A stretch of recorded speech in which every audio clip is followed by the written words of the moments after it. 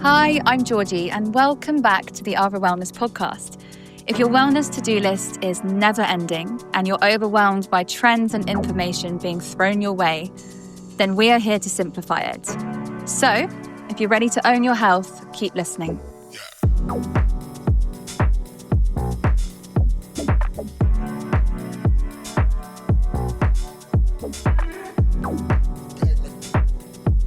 Hi guys, and welcome back. Me and Soph back again. Hope you're not bored of us yet. Love you've got the bite size there. Same, and I love what theme that you've thrown at me today. I've got really into it. Yeah, I'm super into it. We're going to do wellness do's and don'ts. Wow. As told by Sophie, the nutritionist, and Georgie, the fitness coach. Yeah. You heard it here first. Wellness do's and don'ts. I've narrowed mine to 3 do's and 3 don'ts. Oh, Georgie, I've got like 20 do's. I know I've got many do's, but I thought Okay, we could go on and on. You start. Okay. By the way, this is just our opinion, we should probably say. For sure. I was going to say, I will kind of explain whether or not this is, first of all, I've got a little bit of a husky voice because I'm coming out of a cold. It sounds very sexy. I will kind of go into detail as to how science-backed my suggestions are versus my experience and my opinion. Yeah. Which I always do try and do regardless of whether or not I'm like talking on Instagram or whatever it be. So I have a feeling yours are going to be down the nutrition path and mine are going to be more fitness. So. Yeah, but not all of them. Great, fantastic. Okay. And I know that you're going to hate the first one. Oh God. Why do we have to start with that one then? Because I feel like we're just going to start with a really controversial one. Go on. Throw us in the deep end. So my first wellness do is colostrum. Oh my God. See, no, just hear me out. That is your number one. Yes, it is. Wellness. Because I have, ironically, I have a sore throat while telling the story. I was getting sickness bugs every 6 to 8 weeks after I had my second son. Yeah. My immunity was at its all-time low. And since I started taking colostrum every day, mostly every day, I have not been in bed with an illness since. Touch wood. I've had 2 colds. This has almost been a year. So it was December. So I started taking them. Probably January, actually, because my last sickness bug was at Christmas last year, on Christmas Day. And I've had 2 colds this year, and that's it. And that's the only thing you changed in your routine? Yeah. Can I point out something else that you changed in your routine? Please. You started eating meat. I have, but not like religiously. There are some weeks where I don't eat it. But that could be a factor. It could be, but this is something that I'm doing every single day very consistently. Yeah. Again, I am not saying, everyone, if you want to boost your immune system, start taking colostrum. I'm just saying it. What is colostrum? Explain to people. So it's like bovine colostrum. So colostrum's like as humans, we produce it in the early days of, when we just had a baby. Lasts for 3 to 5 days. It's like, or you can do colostrum harvesting at the end of your pregnancy. It's like the most nutrient-dense formula ever. Like if you can give your baby colostrum, if you don't want to breastfeed for whatever reason or you can't, if you can just give colostrum to your baby, I'm just like, that is the best thing you can ever do for them. So this is Armourer colostrum. Because I have no affiliation with them at all. It's upcycled, so they don't take it from the baby cows. It's all like the cows produce way more than needed. And I have to justify it, okay? So we've got cow ovaries and cow colostrum going in you daily. At the moment, yeah. It's doing something good. So that for me, this is. No, I need to justify. This is a wellness do for myself, not one that I'm saying to our audience. Everyone should do this. This is something very unique that I have found is currently really working. Yeah, and I love that. I've stopped buying as many coffees out, and it's way cheaper than a coffee every day. That's a good way to look at stuff. It works out like £1.30 a day. All these wellness products and supplements that you're like, I can't afford. If you're buying a coffee every day, stop that.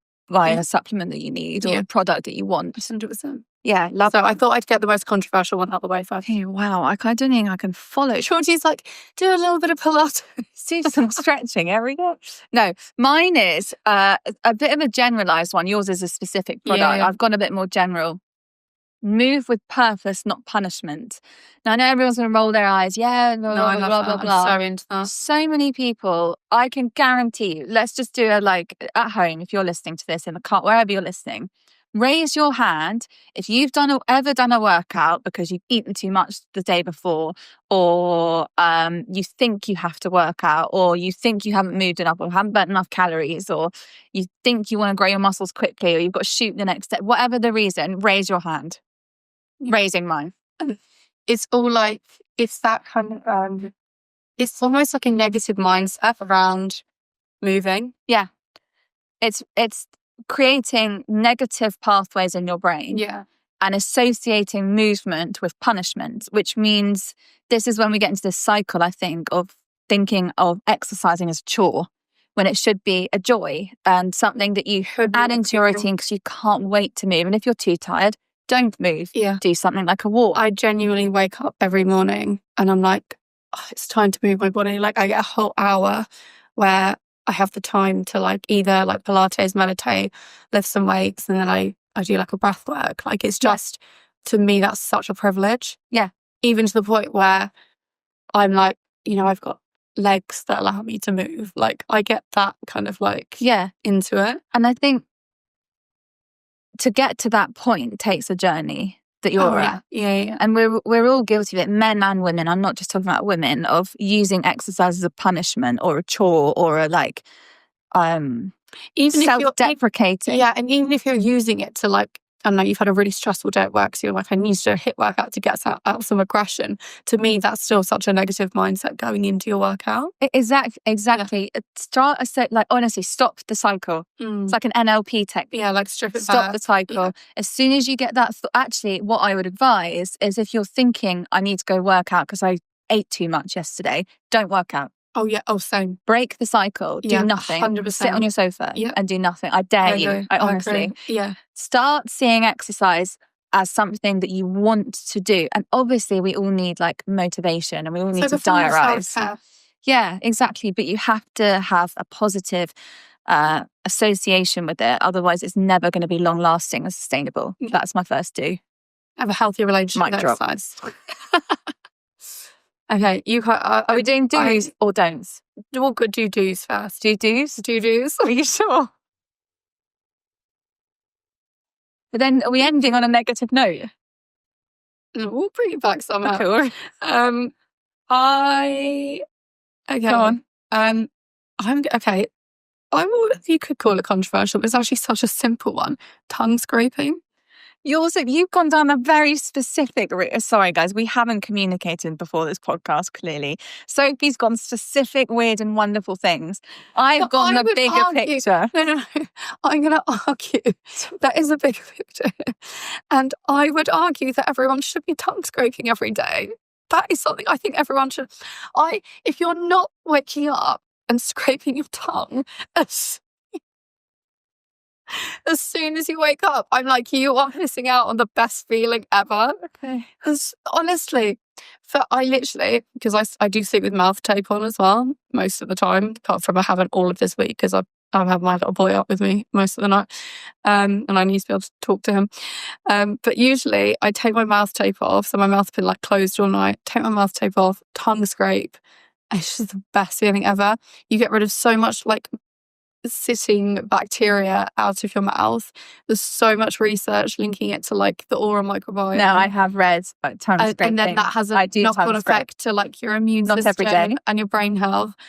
I'm like, if I go away on a trip and forget my tongue scraper, I'm like, this is a really sad time. And a tongue scraper costs like £5 to £10 and then you're done. Okay. Like, that's not an expensive habit. No. So I agree. I'm actually for once fully in for tongue scraping. It's cheap. You can get them anywhere. You can get them online. Boots, Superdrug. Tongue scraping for everyone.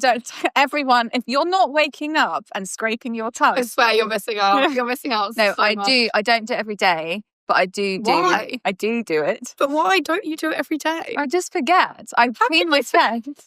I don't scrape before my teeth. You scrape before you. Yeah. First thing, I don't even swallow. I literally take the mouth top off. and I just scrape away. I do it as part of, let's talk about habit stacking, as we always do, as part of my cleaning teeth when I'm not in a rush cleaning my teeth and I'm not wanting a coffee or like running to a meeting, which is probably 3 to 4 times a week. I'm cleaning my teeth in not a mad panic, which is a good ratio. And I'm scraping my tongue in my nice routine. It's like a part of my skincare routine rather than something I do every day when I don't want to be like rushing that tongue scrape. Jesus. Sorry, guys, I'm late. I had to scrape my tongue. It takes like 30 seconds. No, I'm good. It's good. It's oral hygiene. So good. So important. It doesn't matter what you like, how you do it, or what you believe in. Yeah. Oral hygiene. Everyone should be so underrated. Yeah, so underrated. It's connected to your gut, everything, brain health, and your heart health. Yeah, they've been telling me for years. Yeah. I'm going to switch mine up because I've got loads of like big picture ones. But we'll get to that. We'll switch between a big picture and a small picture. Mine is really simple. A resistance band. Take it everywhere with you. I love that. Everywhere with you. They are the best things. Forget taking dumbbells on holiday. Forget any other piece of equipment. All you bloody need is a resistance band. Love that. My partner and I were in Italy over the summer. He's a gym goer, as you know. Mm. And he has never done a resistance band workout in his life because a lot of people think of it as like female booty building. Yeah. No. Try the Arbor all body band. Yeah. We did pods. We did lower body, upper body, and core. We did biceps, rowing. We did back, chest, thighs, tries. There's a 20-minute one on the Arbor app. Yeah. I love that one. It's and full body. Full body. You can rip your upper body to shreds with a resistance band. So no men out there being like, oh, it's for women. It's really not. Yeah, it's a really good workout. You can put it anywhere. You can travel with it. You can take it abroad. You can take it to work if you want. Takes a couple few chest flies at work. A few bicep curls on your desk. Yeah. I used to train people in their hospital beds with resistance bands attached to the top bracket of the bed, and they pull down a little tricep pull down. You can use it anywhere. It's honestly so underrated. I just think they're so underrated. Yeah. Love it. Anyway, I should be an affiliate for a resistance band company. So anyone hit me up.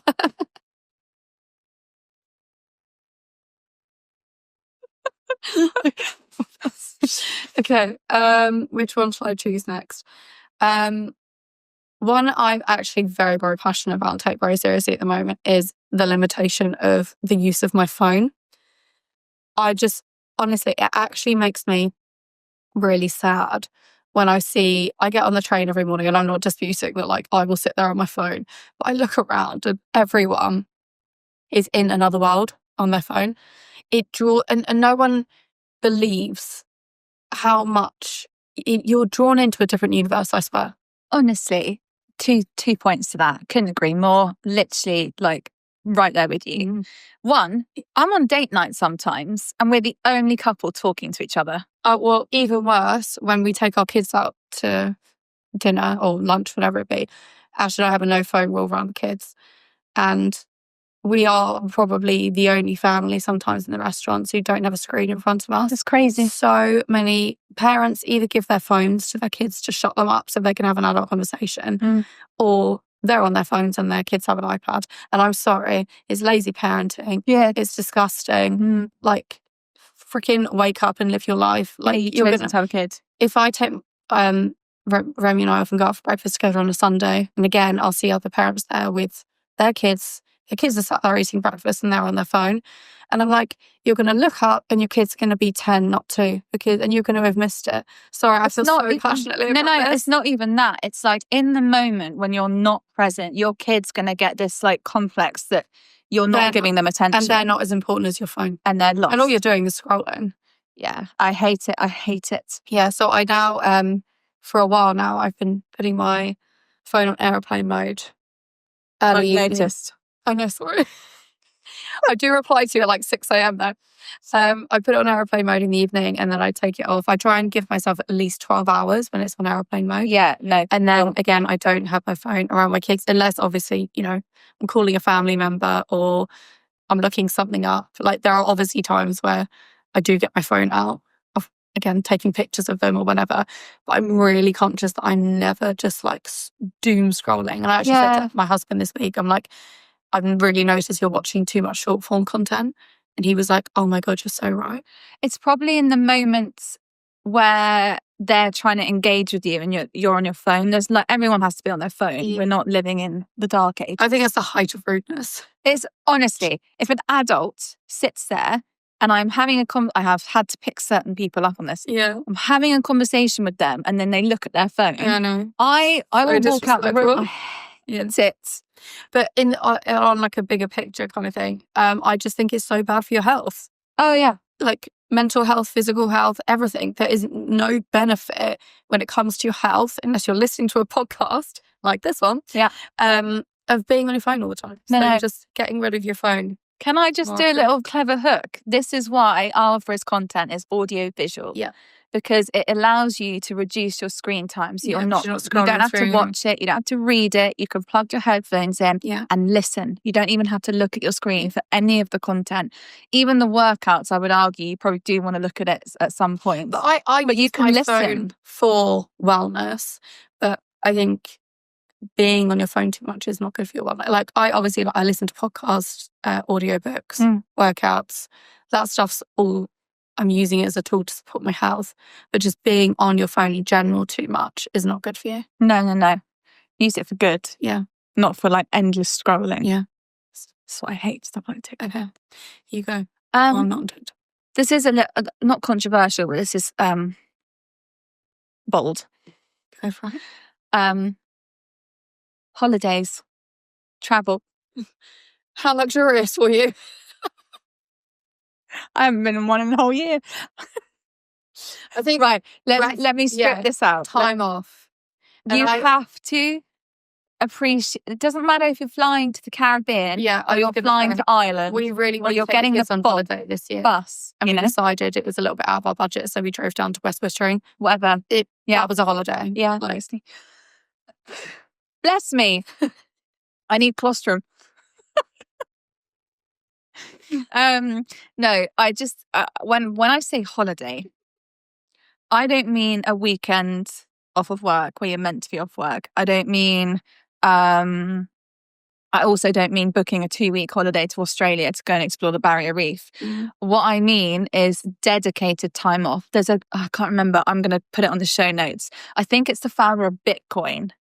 Some big founder CEO, he instructs and enforces that all of his workforce every 3 months take a holiday. They're not allowed to communicate. They have to be off their phone. Yeah, I think switching it's the off concept of a holiday. It's not where you go or what you do. It's like it's the power in that. Give your brain some. I need to practice what I preach. I understand that. But also it's like having something to look forward to. Having things to look forward to in your diary is a really good positive thing. Well-being act, do you not think? Yeah, no, for sure. Yeah, I love that one. Okay, I'll do one more and then we'll move on to don'ts and then we'll maybe come back to some at the end if we've got time. Which one to choose for my last one? I'm going to go with low toxic living. And again, I've got so many people, including family members, like just telling me how crazy I am. But it's a thing that we spend so much time thinking about, like the food we're eating and what we're putting in our body. I would encourage you to do an audit of your home and look, especially if you're female, having irregular or painful periods, how many endocrine disruptors you've got in your house, including things like dishwasher tablets, in which, they're cleaning all your cookware with and then you're using that the next day. Laundry, detergents and tablets, again, the clothes that you're wearing on your skin all day, your bedding, cleaning products that you're using every day. Like, if you're doing all of that stuff and they all contain toxic chemicals, they are getting into your body, getting into your system. They're affecting your immunity, your gut health, brain fog, hormones. Yeah. You can call me crazy. No, you have so much research supporting it. And I've been on such a mission in the last 2 years trying to eliminate as many toxins in my life as possible, particularly for my kids and my dog. It's the same as consuming ultra-processed food. It's just along the same line. You don't need to be perfect at it. You don't need to be 100% toxic-free living. But being mindful about being mindful about what you're putting in your body in terms of ultra-processed food and what is surrounding your environment, like your skin, the air that you breathe, is really important. Yeah, I do agree. Fabulous. What's your last one? My last one, let me pick from my extensive list. I feel like yours are very specific, Soph. I wouldn't say so. I need the colostrum one. I'm going to say heat therapy. Really? Anything from a bath to a sauna. Yeah. Interesting. Angel, you put a colostrum as your number one. I think I'm all right. Well, I do. Does red light therapy count as No, heat? No, that's not heat, is it? So, improves your lymphatic system, which is your natural form of Learning something here. detoxification. Do you know, I would love the opportunity to sauna more, but one, I've only just stopped breastfeeding. Anti-inflammatory for your muscles, your brain, everything. When can I get to a sauna? You don't need to. Go in a bath. Yeah, but doesn't it have to be like boiling hot? No, just heat in your body and getting the circulation. I do a magnesium bath. I try to do one once a week. Yeah. Heat patches, if you're going for a bad period or you have a sore back, they put the heat patches on to heal. Heat is so healing. The sun, the bath, the sauna, sometimes you can just put boiling water in a bowl and steam yourself over the tea towel and boiling. Have you done that before when you've been ill? Oh, ages ago. Anyway, steams your skin, I really believe personally, maybe it's because I love the heat, but in heat therapy in general, there's also cold water therapy, which is the other extreme, which I'm not such a fan of, but there is research, but there's more research to do with heat within your body. I'm glad you said that though, because I felt like I wasn't expecting that from you, so. Yeah, well, I'll do it with thresh. Okay, actually, I'll follow on from that because on my don'ts, I have got cold therapy. Yeah, I'm glad, and I'm gonna explain why. I do the do-dos. Quick pause before we dive back in. If you're looking to truly support your mind and body every day, then you need to check out the Arbor app. I created Arbor to give you round-the-clock access to expert-led workouts, holistic wellness tools, and real mindset support, all in one place. Whether you're starting out or if you're deep into your wellness journey, Arbor meets you where you're at. Download the app today, and we're giving you a 2-week free trial to start moving, breathing, and living better. Now back to the episode. I do cold showers in the summer. I find them really therapeutic. I feel them really, really invigorating. However, if I'm freezing cold and we're coming into the winter, I would argue it's not great for me to get to a freezing cold shower, because maybe it is, and again, we do have research supporting cold therapy and I'm not disputing that, but for me personally, being a female, at different points, our hormones are doing different things in our cycle as well. And I do listen to a lot of what Kayla Barnes says. At certain points in your cycle, cold therapy could be counterproductive, particularly for females. So I've got it on my don'ts list, but I'm not saying it. Some people shouldn't include that in their wellness routine if they feel it's beneficial for them. It's all relative. Yeah, person. I just wanted to throw something in there. Cold water therapy. Yeah, I want to throw something in there that I actually see it everywhere at the moment. Cold plunging, cold therapy is such a hype. And I just want to put it out there to someone who's feeling like they're missing out on this huge wellness step in their routine, that it's okay not to do it. Well, I'm not highly against it. For other people, I'm against it for myself. Yeah. I don't know the research. And there's obviously, if it's a trend, there's obviously some little bit of research that everyone's then extrapolated. Also, I tend to have a shower after I work out in the morning, and there is research to say that it's not that beneficial for your muscle growth if you're doing it straight after strength training. No. So I wouldn't have a cold shower at any other point in the day. No, but what I'm saying, forget what you read and forget the research. If you enjoy it, do it. But if you don't, you don't need to do it. Yeah, if you don't feel good doing it, don't do it. Yeah. Okay, I agree. Mine is meal replacement shakes. Oh, love that one. I could totally agree with you. I could name and shame. To me, they're so pointless. I'm like, why would you not just eat? Waste of your money. Time and money. Complete fad marketing from the likes of Mule. It's a great one. Rhymes with fuel. Do you know what? I guess for your busy corporate who maybe is underfueled and slightly malnourished, maybe that could be a good on the go occasional option. But I just think, why would you have them in your day-to-day routine? I think there's so much more out there than a meal replacement shake. Maybe occasionally if you're running from meeting to meeting. That's what I mean. Like, there better than not eating. There might be a purpose to them at some point. And actually, but they're ultra processed. Yeah. That your body doesn't digest it because it doesn't have enough fiber in. You're not chewing the food. It doesn't have the fiber. It's metabolized completely differently than an actual meal.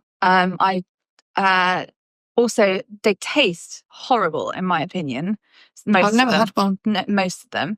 The only situation I see beneficial, one is that situation we just gave you. If you're on the go and you have no other option other than to quickly shove a shake down you, fine. Or if you are severely underweight and needing quick calories. But then I don't think that's like this prescription kind of, they're more prescription based meal replacement shakes for. You're better off eating a couple of boiled eggs, or actually you're probably better off getting a pack of hummus and crackers. Or just make yourself a smoothie. Exactly. Or it's actual whole foods. Yeah, exactly. Anyway, that's mine. What's yours? Okay. The next one is, I'm sorry, my throat's coming out. Relying on caffeine first thing in the morning. Sophie. Sorry, but it's been a year now. No, I've been doing really well since our last podcast. I've switched out my coffee for matcha. I drink caffeinated coffee maybe twice a week, but like mid-morning once I've eaten. So I just wouldn't recommend caffeinating first thing in the morning with a coffee. I've been starting now, you'll be really proud of me, first thing, so I need a hot drink in my face, with an adaptogen nootropics called Space Goods. And it's like a chocolate hot powder. Oh. I haven't read having hot cacao in the morning. Sophie will have to read the Space Goods packet. It looks good to me, but I'm not a nutritionist, so I can't claim if the formula is the best or not. However, I haven't noticed a wild difference in my energy throughout the day. However, I have noticed a difference first thing in the morning. I'm not like, the energy is slow coming rather than I'm on. Yeah. And then I have my coffee with my food a little bit later. I haven't cut down on caffeine at all. I'm still having the same. Repositioning it. I'm just delaying it like you and Liz told me to do. Yeah. So I'll keep you updated. It's only been 2 weeks, but have that. Yeah. Fab. Next one. Mine is greens powders. I can't. Yeah. Again, just expensive. Can I just say, you just piss them out. You literally piss them out. Because I know so many people are thinking, the likes of like Dr. Huberman, who obviously endorses AG1, so many health professionals, they're being paid so much money to do so. And they're not going to do much harm if you do take them. So no, but I don't comes out. These people you don't absorb it, right? My mum just told me you just don't absorb it. It's not the same as eating a whole food meal, for sure. Glorified broccoli powder, right? Mm-hmm. Yeah. I mean, if you've got no other fruits and vegetables in your diet, then again, it's like all of these things aren't bad for you, but they're just not our wellness do. Yeah, they're just things that you don't need. Wellness do would be eating 10 ideally fruits and vegetables a day. Yeah. Not spending 90 quid on a greens powder. Fab. One more each. I don't have all. Oh. More do's than don'ts. I like that. Oh, yeah. Wait. Glass half full. Yeah, I don't have any more don'ts. Can we think of one that's a trend at the moment that we think is complete don't? Together. What's out there? That's being hyped. I think there's a lot of like longevity and like biohacking stuff out there. And I really do want to get across the message that is not wellness. It can be, and it can help optimize an already existing wellness routine. But if you're not getting the basics right, like I've said before, like, hydrating, eating all your plant foods, protein, fiber, healthy fats. It's just data. A sauna and a cold plunge isn't going to sort you out. No, LED red light isn't going to solve anything unless you've got the basic. Mm-hmm. So okay, let's leave that. Our wellness don't overcomplicate it. Yeah. You don't need to. Keep it simple, do the basics. And I know that sounds like such a boring, like cop-out answer, but it's true. It's actually true. Someone asked me today, like if I go on podcasts or the radio, whatever, what your number one wellness tip is simplify. Yeah. There's literally my answer. It's been my answer for 13 years. And it still remains my answer now, because that can mean different things to different people, because your routine will be less simple because you're educated and you're really intrigued by new products. And I've stacked it over the years. Exactly. But I know I refer to Caleb Holmes a lot, but even her, who's, you know, a whole career and kind of life's purpose is to, you know, improve our longevity, and biohack. Even she will say, sleep 8 hours a night, stay hydrated, eat well-balanced meals. Yeah. She's like, so much of, you know, the basic stuff is kind of low cost and easy to do. If you don't get the basics right, you can't then go to the next level of experimenting and trying new products and new things that you are interested in. Like, there's no point tracking your heart rate variability when you have none of the tools in place. If you're not exercising, not sleeping, and you're getting super stressed, so heart palpitations, what's the point? Well, no point wearing a wearable to see what your heart rate variability is. Yeah, agree. Wow. Cool. Okay. Powerful. Hopefully that was short and snuffy. Don't think it was. Thanks, guys. Thanks for joining us. Hope you're enjoying this podcast. Make sure to download the Arbor app. And 2-week free trial when you do. Go on. And we will see you next time. Let us know any topics you want me and Sophie to cover in the comments below, or through our Instagrams or Arbor's Instagram. But yeah, thank you so much. Bye. Bye.